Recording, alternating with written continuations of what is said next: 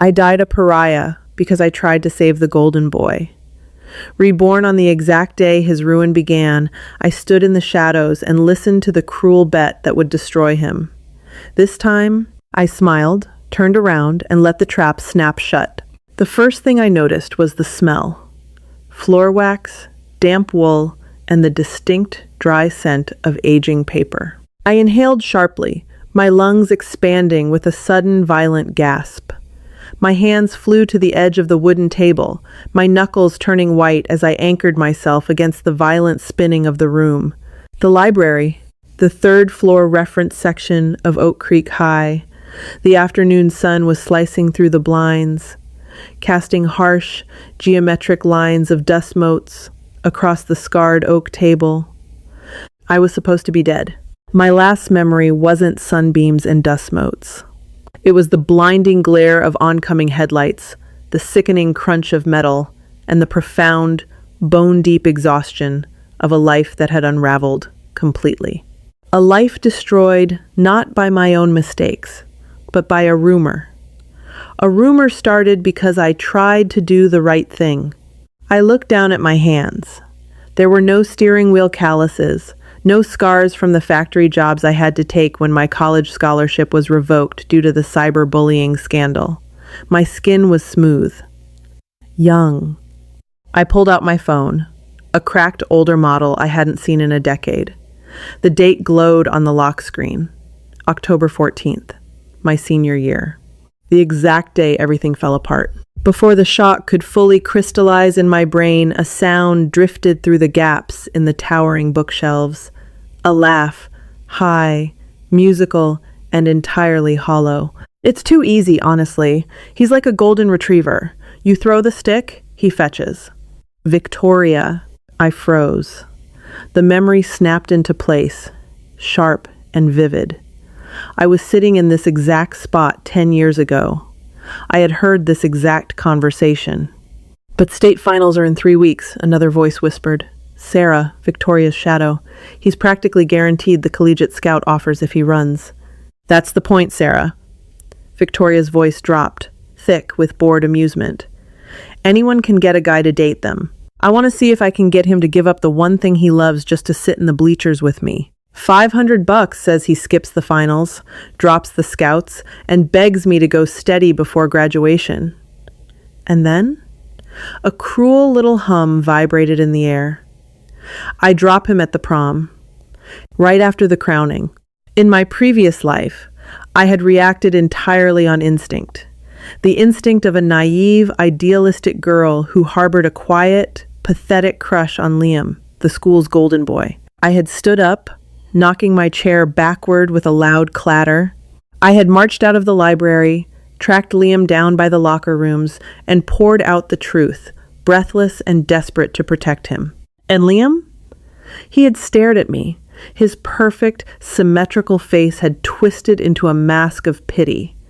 And then disgust. He told Victoria everything I said. They framed it as the psychotic delusions of a jealous, lonely girl. They laughed. The school laughed. The harassment started as whispers, escalated to online forums, and ended with a doctored photo that got me expelled and blacklisted. He defended her honor, and in doing so, buried my future. You're pathetic, Nora, he had told me. Now, standing in the dusty quiet of the library, the phantom pain of my ruined life seized my chest. My heart pounded a frantic, erratic rhythm against my ribs. I looked at the gap in the books. I could see the sleeve of Victoria's expensive cashmere sweater. I didn't knock the chair over. I didn't make a sound. I carefully, silently packed my textbooks into my worn canvas backpack. I slung the strap over my shoulder. I walked out of the aisle, my footsteps muffled by the cheap carpet, leaving Victoria and her venom completely undisturbed. When I pushed through the heavy double doors of the library and stepped into the bustling hallway, the noise of the school hit me like a physical wave. The slamming of lockers, the shouts echoing down the corridor, the squeak of sneakers on linoleum. It was entirely mundane, yet it felt like stepping onto a foreign planet. Hey, Nora. I stopped. There he was, Liam. He was leaning against a bank of lockers, surrounded by his usual orbit of admirers. He was tall, athletic, with that effortless, tousled hair and a smile that seemed to promise you were the only person in the room. He waved at me. It was the benevolent, condescending wave of a king acknowledging a peasant. He was nice to everyone, which was exactly why everyone thought he was a saint. In my past life, that wave had made my stomach flutter. Now looking at him, all I felt was cold, hard, empty space. I saw the arrogance beneath the charm. I saw the fragile, inflated ego that would eagerly destroy a girl's life rather than admit he was being played for a fool. I didn't smile back. I gave a single curt nod, turned my head, and kept walking. Let him fetch the stick. I wasn't going to be collateral damage in his game of fetch anymore. The trap didn't spring all at once. It was a slow, meticulously crafted descent, and watching it from the outside was like observing a car crash in ultra-slow motion. Over the next month, I severed myself from the social ecosystem of Oak Creek High. I stopped sitting in the main cafeteria, opting instead for an empty classroom near the art wing. I focused aggressively on my AP coursework and finalized my early admissions applications to universities 3 states away. I built a fortress of apathy around myself, brick by brick. But you couldn't escape the spectacle of Liam and Victoria. It was broadcasted on every frequency. Victoria was a masterclass in manipulation. She didn't throw herself at him. She played the reluctant prize. She would drop her books near him, looking fragile and overwhelmed. She would sit in the bleachers during his track practices, wearing his oversized Letterman jacket, looking at her phone instead of watching him run. That drove him crazy. Liam was entirely unaccustomed to not being the center of attention. His savior complex, bloated by years of unearned adulation, kicked into overdrive. One Tuesday during AP chemistry, Liam slid into the lab stool next to mine. Our usual partner was out sick, leaving us at the black-topped station alone. He smelled like expensive cologne and locker room soap. "Hey," he said, flashing that trademark high-wattage smile. "Looks like it's just us today. You understand this titration stuff?" "Yes," I said. I didn't look up from my notebook. I carefully adjusted the stopcock on the burette, watching the pale pink liquid hover at the tip. He waited for me to offer to do the work for him. When I didn't, he shifted uncomfortably on his stool. The silence stretched, tight and awkward. So he started again, leaning his elbows on the counter, trying to casually invade my peripheral vision. "Crazy week. Victoria and I went down to the lake this weekend. She's really going through a lot, you know. People misunderstand her. They think because she has money, she has it easy." He was fishing. He wanted me to validate him. He wanted me to look at him with wide, admiring eyes and tell him how noble he was for seeing the real her. He wanted his ego stroked by the quiet girl who always sat in the corner. I carefully recorded a number on my data sheet. "Hand me the Erlenmeyer flask, please." Liam blinked. The smile faltered, just a fraction. He handed me the glass. "I'm just saying, it's a lot of pressure. Taking care of someone. You should probably focus on taking care of your chemical equations," I said, my voice flat, devoid of any inflection. "We have 20 minutes left, and you haven't written down the starting volume." He stared at me. For a second, the mask slipped. I saw a flash of genuine irritation in his eyes.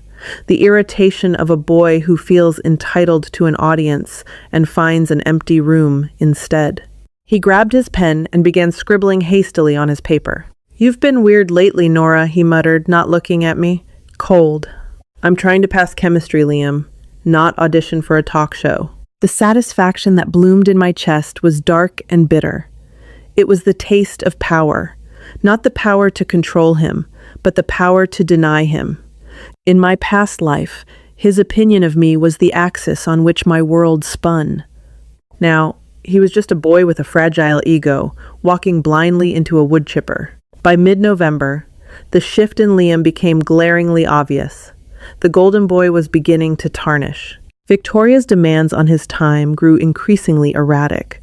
She would call him in tears during his third period study hall, and he would cut class to sit with her in her car. She threw a massive tantrum when he couldn't take her to a weekend concert because of an out-of-state invitational meet. The result? Liam skipped the invitational. I heard about it on Monday morning. The hallways were buzzing.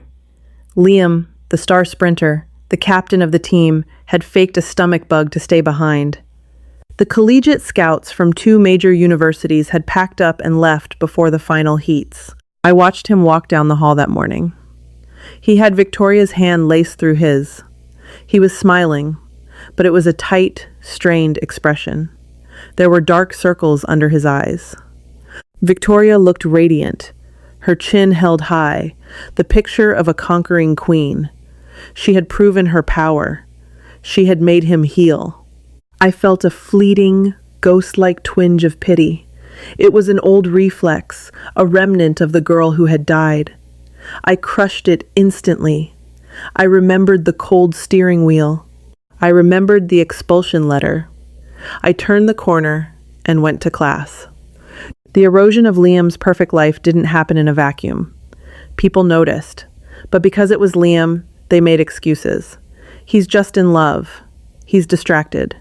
It's senioritis, but the excuses couldn't shield him from the consequences of his own hubris forever. It was a rainy Thursday in late February. The sky was the color of a bruised plum, and a persistent, freezing drizzle coated the school parking lot. I had stayed late in the art room, working on a portfolio piece, and was walking to my rusted sedan when I heard the shouting.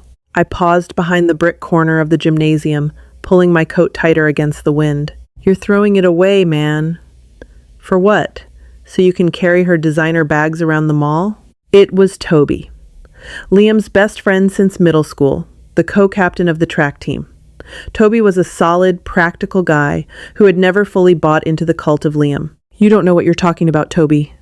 Back off." Liam's voice was defensive, pitched higher than usual. The smooth, effortless charm was entirely gone, replaced by the cornered aggression of a dog on a short leash. "I know that coach is talking about pulling your captaincy," Toby shot back, his voice echoing in the damp air. "I know that you haven't run a full practice in 3 weeks. She's playing you, Liam. Everyone sees it but you. She treats you like an accessory." "She needs me," Liam yelled. I peeked around the corner. Liam was standing by Toby's truck, his fists clenched, his face flushed red despite the cold. "You're just jealous. You're all just jealous that she chose me. You can't stand seeing me happy." Toby stared at him for a long, heavy moment. The rain hissed against the asphalt. "Happy?" Toby repeated, his voice dropping to a quiet, devastating murmur. "Look in a mirror, Liam.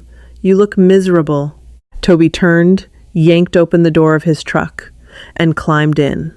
He didn't look back as he backed out of the space and drove away, leaving Liam standing alone in the freezing rain. Liam stood there for a long time, his shoulders slumped. The illusion of the untouchable golden boy vanished, leaving behind a confused, exhausted teenager who was slowly realizing the ice beneath him was cracking. He turned toward the school building and saw me. I hadn't moved. I was standing by the brick wall, my keys in my hand. There was no way to pretend I hadn't heard the entire exchange. For a second, panic flared in his eyes. He hated looking weak. He hated being seen as anything less than perfect. But then, a strange, desperate look crossed his face. He walked toward me, his sneakers splashing in the shallow puddles. "Nora," he said. He stopped a few feet away. Rainwater dripped from his hair, plastering it against his forehead. He looked pathetic. He looked like a boy begging for a life raft. "Did you hear all that?" he asked. "I heard it," I said. My voice was level, betraying absolutely nothing. He let out a harsh, bitter laugh. "Toby's an idiot. He just doesn't get it. Nobody gets it. They think they know what's best for me. They think Victoria is. They think she's bad for me." He stepped closer, his eyes searching mine. He was looking for the quiet, adoring girl who used to hang on his every word. He was looking for the girl who would tell him he was right, that he was a victim of everyone else's jealousy. People just want to drag you down when you have something real. Right, Nora? This was the moment, the pivot point of his destiny. One word from me, one gentle push, one validation of Toby's warning might have been enough to snap him out of the delusion. I could have saved him. I could have told him about the bet. I could have changed everything. I looked at his desperate, pleading eyes. I looked at the face of the boy who, in another life, had watched me burn to protect his own pride. I felt absolutely nothing. "People see what they want to see, Liam," I said softly. He exhaled a shaky breath, misting in the cold air. A relieved, tragic smile touched his lips. He heard exactly what he wanted to hear. He heard absolution. "Yeah," he said, nodding to himself. "Yeah, exactly.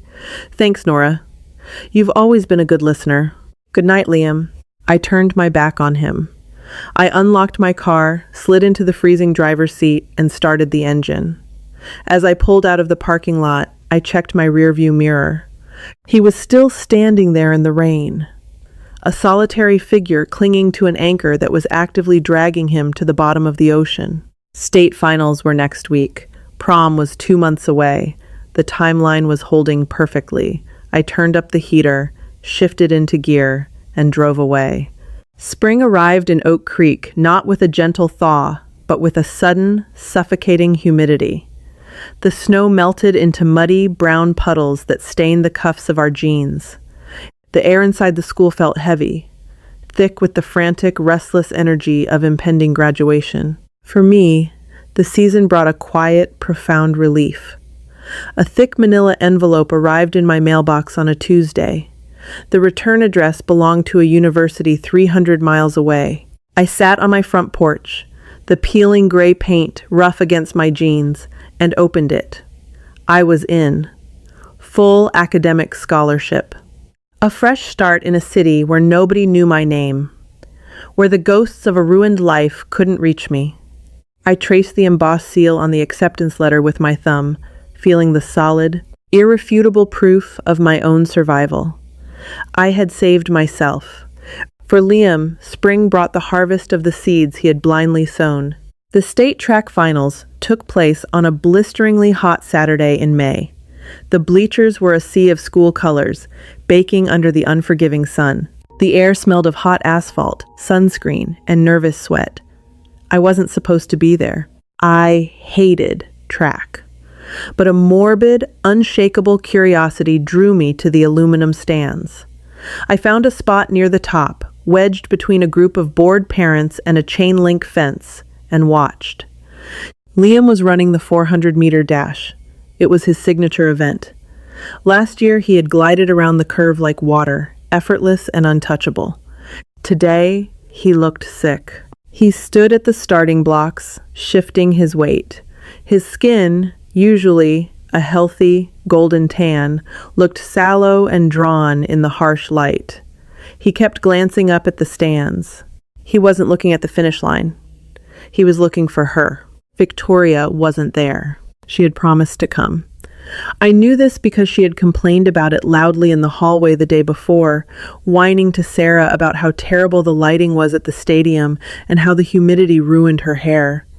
But the section of the bleachers where she usually sat, holding court with her friends, was conspicuously empty.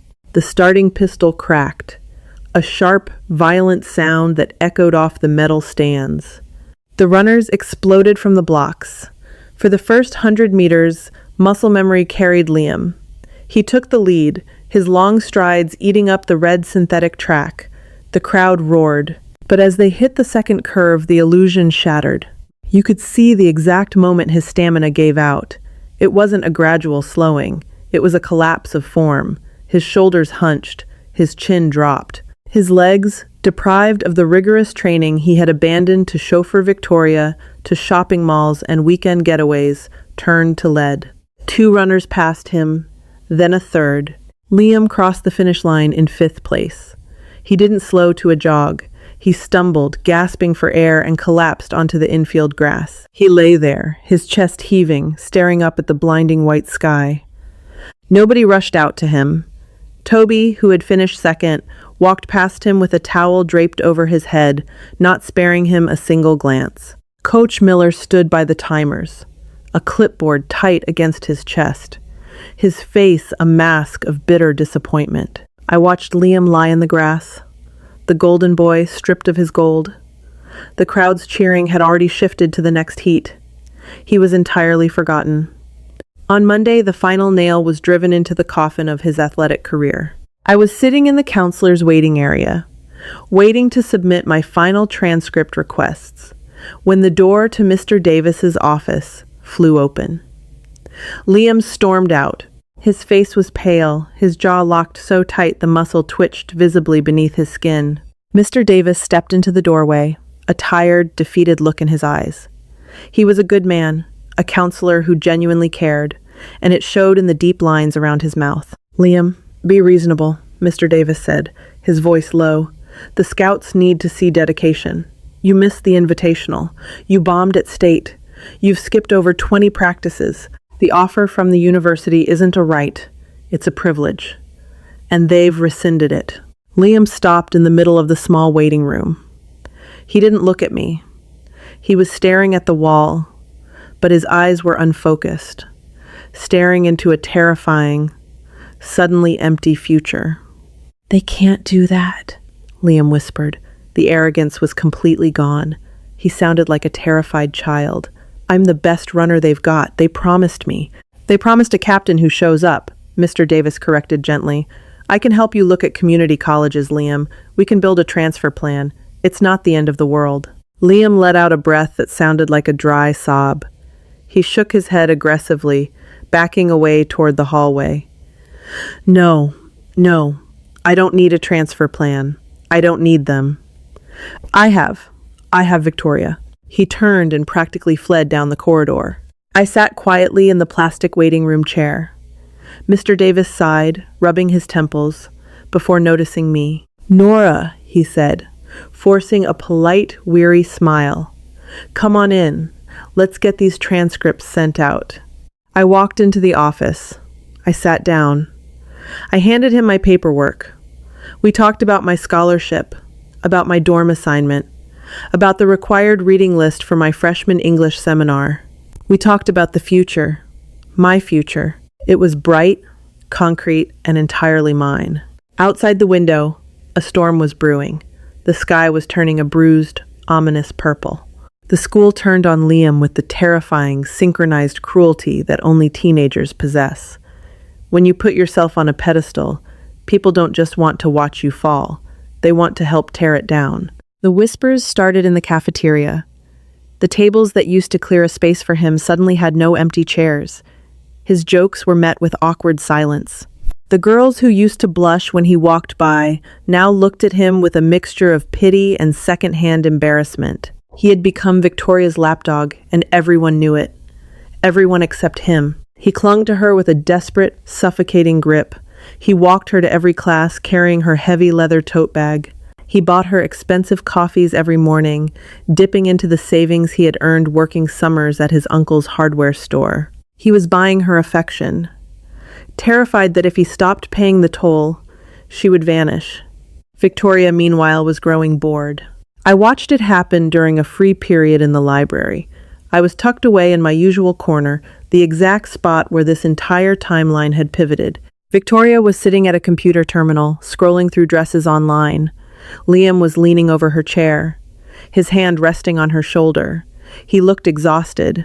The dark circles under his eyes were permanent fixtures now. "What about this weekend?" Liam asked, his voice low, pleading. "We could go to the drive-in, just us." Victoria didn't look away from the screen. "I can't. Sarah is having a pool party." "I can come. I'll pick you up." "No, Liam." She clicked the mouse sharply. The sound echoed in the quiet room. She finally turned her head, looking at him with a cold, flat appraisal. It was the look of someone inspecting a piece of fruit and finding a bruise. "It's just the girls.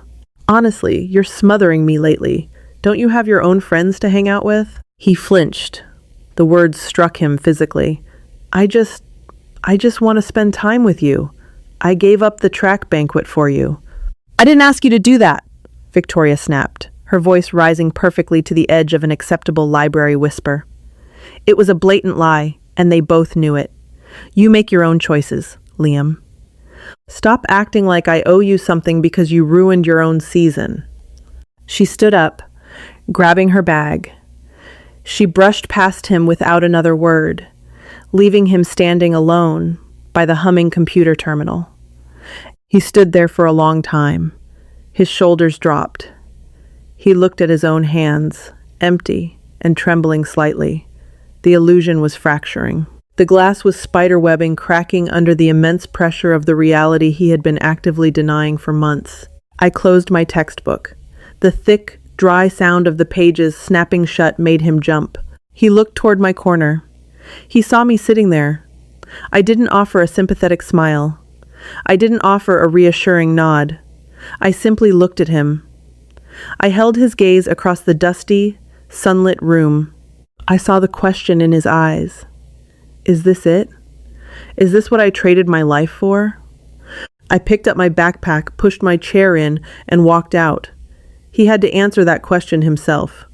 Prom night arrived with the sickly sweet scent of hairspray, wilting corsages, and desperate expectations. The venue was a banquet hall downtown, a sprawling room decorated with cheap, glittering stars and swaths of dark blue chiffon meant to evoke a Midnight in Paris theme. It mostly looked like a fire hazard. The bass from the rented sound system rattled the iced tea glasses on the tables. I hadn't planned on going. Prom was an obsolete ritual to me, a relic of a high school experience I had actively detached myself from. But Chloe, a quiet girl from my AP art class who was equally indifferent to the social hierarchy, had an extra ticket. Free food, she had offered, holding up the holographic pass. And we can leave the second they start playing bad country music. So, I went. I wore a simple, dark green dress I bought off a clearance rack, pinned my hair back, and stood near the back of the hall by the chocolate fountain, eating strawberries and observing the sociological experiment unfolding on the dance floor. Liam arrived late. When he and Victoria walked through the double doors, a subtle ripple moved through the crowd. The music didn't stop, but the conversations shifted. Victoria looked breathtaking. She wore a custom silver silk gown that clung to her like liquid metal. Her hair was immaculate. She walked into the room like she owned the building, the staff, and everyone breathing the air inside it. Liam walked a half step behind her. He was wearing a classic black tuxedo, but it hung on him wrong. He had lost weight. The broad athletic shoulders that used to carry the school's adoration were slumped. He looked like a man being marched to the gallows, forcing a tight, ghastly smile for the audience. He tried to hold her hand. She smoothly adjusted her clutch, denying him the contact without breaking her stride. The night dragged on. The manufactured joy of the dance floor felt deeply oppressive. Chloe and I sat at a table near the back, watching the flashing lights sweep across the sweating, screaming teenagers. I kept my eyes on the center of the room. Liam was trying so hard. He fetched Victoria a punch. He stood awkwardly by her side while she danced with Sarah and her other friends, actively ignoring him. He looked like a prop she had dragged onto the stage and forgotten to use. At 11 o'clock, the music faded. A harsh, bright spotlight cut through the dim room, hitting the small stage at the front. The principal, holding a microphone that whined with feedback, stepped up to the podium. "All right, Oak Creek," his voice boomed, overly cheerful. "It's time. The votes have been tallied." The crowd surged forward, pressing tightly around the stage. A nervous, electric hum filled the air. This was it. The climax of the high school narrative. Chloe nudged my elbow. $10, says Victoria rigged it. "I don't take bets on sure things," I replied quietly, taking a sip of water. "And your prom king and queen for this year." The principal paused, milking the agonizing silence. He ripped open a gold envelope. "Liam and Victoria!" The crowd erupted. It was a conditioned response. Cheers, applause, the blinding flashes of phone cameras. Victoria's face lit up with a brilliant, entirely manufactured surprise. She covered her mouth with a perfectly manicured hand. Liam exhaled, a visible wave of relief washing over him. For a second, just a fraction of a second, the old Liam flickered to life. He smiled. He offered his arm to Victoria. He thought he had survived. He thought the crown validated the suffering, that it proved everything they had was real. They walked up the stairs to the stage. The principal placed a cheap rhinestone tiara on Victoria's head and a plastic crown on Liam's. "Speech! Speech!" someone yelled from the front row. The principal handed the microphone to Victoria. She took it. She walked to the edge of the stage. The spotlight caught the rhinestones on her tiara, throwing fractured beams of light across the darkened room. She looked out at the sea of faces, her friends, her peers, her subjects. Then, she turned to look at Liam. Liam was smiling at her. It was a fragile, desperate, terrifyingly vulnerable smile. He loved her. In his own shallow, misguided way, he had actually fallen in love with the girl he thought she was. Victoria didn't smile back. Her face went completely dead. The manufactured joy vanished, replaced by a cold, clinical boredom. She raised the microphone to her lips. The silence in the hall became absolute, a heavy, suffocating vacuum. "Thank you," she said. Her voice echoed off the high ceiling, crystal clear and devoid of any warmth. "It's nice to win, but honestly, this whole thing has been exhausting." She turned fully toward Liam. "Especially you, Liam." Liam's smile froze. The blood drained from his face so fast he looked like a marble statue. He took a half step backward, his eyes darting frantically to the crowd, then back to her. "Victoria, what are you doing?" he hissed, his voice barely picked up by the mic. "I'm cashing in," she said, her tone as casual as if she were ordering a coffee. She reached into her small silver clutch. She pulled out 5 crisp $100 bills. She held them up for the crowd to see. A collective gasp rippled through the front rows. Sarah, standing near the stage, let out a sharp, cruel bark of laughter. $500, Victoria announced to the silent room. That was the bet. $500 says I could get the untouchable golden boy to give up his state title, drop his collegiate scouts, and follow me around like a stray dog. And look at you. She looked him up and down, a look of profound, unadulterated disgust. You didn't even make it hard. It was pathetic. She dropped the money. The bills fluttered in the air, catching the stage lights, before landing softly on the wooden floorboards between Liam's polished shoes. "The bet is over, Liam. We're done." Victoria handed the microphone back to the stunned principal, turned on her heel, and walked down the stairs. The crowd parted for her instantly, terrified of her gravity, parting like the Red Sea as she walked out of the banquet hall. Liam stood alone on the stage. The silence stretched. It was agonizing. It was the sound of a life shattering in real time. He stood frozen under the blinding spotlight, the plastic crown slightly askew on his head. He looked down at the money on the floor. He looked at the crowd. He was waiting for someone to jump up, to tell him it was a joke, to tell him he was still their hero. He looked for Toby. Toby was standing near the back, his arms crossed, his face an impenetrable wall of stone. He looked at the girls who used to cheer for him. They were whispering, hiding their mouths behind their hands, their eyes wide with shock and morbid thrill. He was entirely, utterly alone. Then his eyes found mine. I was standing near the back, cloaked in the shadows of the dim hall. But he saw me. Across the sea of faces, across the ruins of his reputation, he locked eyes with the girl he had destroyed in a past life. I saw the exact moment the realization hit him. He saw my face. He saw the cold, unyielding reality in my eyes. He realized that I had known. I had known the whole time. I had sat in the library. I had stood in the rain. I had watched him walk blindly into the fire, and I hadn't lifted a single finger to stop him. His lips parted. A silent, broken breath escaped him. His hands dropped to his sides. The plastic crown slipped off his head, clattering loudly against the wooden stage. The sound snapped the trance of the room. People began to talk, a low, buzzing roar of gossip that would consume him whole by Monday morning. Liam didn't pick up the crown. He didn't pick up the money. He turned, his shoulders shaking, and bolted off the back of the stage. disappearing through the heavy emergency exit doors into the hot, humid night. I watched the doors swing shut, the heavy metallic clank echoed with a profound finality. I felt my chest expand. A deep, long-held breath left my lungs. The phantom weight that had been sitting on my chest since the moment I woke up in the library finally dissolved. There was no soaring triumph. There was no vindictive joy. There was only a quiet, settling peace. The universe had righted itself. The scales were balanced. "Well," Chloe said, breaking the silence, her eyes wide as she chewed on a strawberry. That was dark. "You ready to go?" I looked at the empty stage.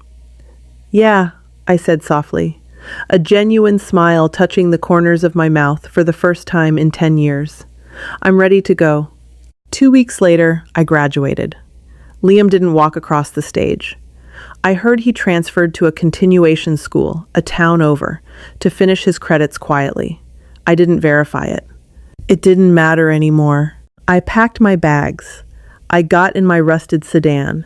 I drove out of Oak Creek, leaving the town, the school, and the ghosts far behind me. I rolled the windows down, letting the warm summer wind whip through my hair. I turned the radio up. The road ahead was empty. The sky was a brilliant, unblemished blue. And for the first time in 2 lifetimes, my future belonged entirely to me. If you enjoyed this story of karma, betrayal, and quiet revenge, don't forget to like this video and share it with someone who loves a good comeback. Subscribe to the channel and hit the notification bell so you never miss out on more intense, deeply human stories like this one. Drop a comment below. Would you have warned him or let him fall? Let me know.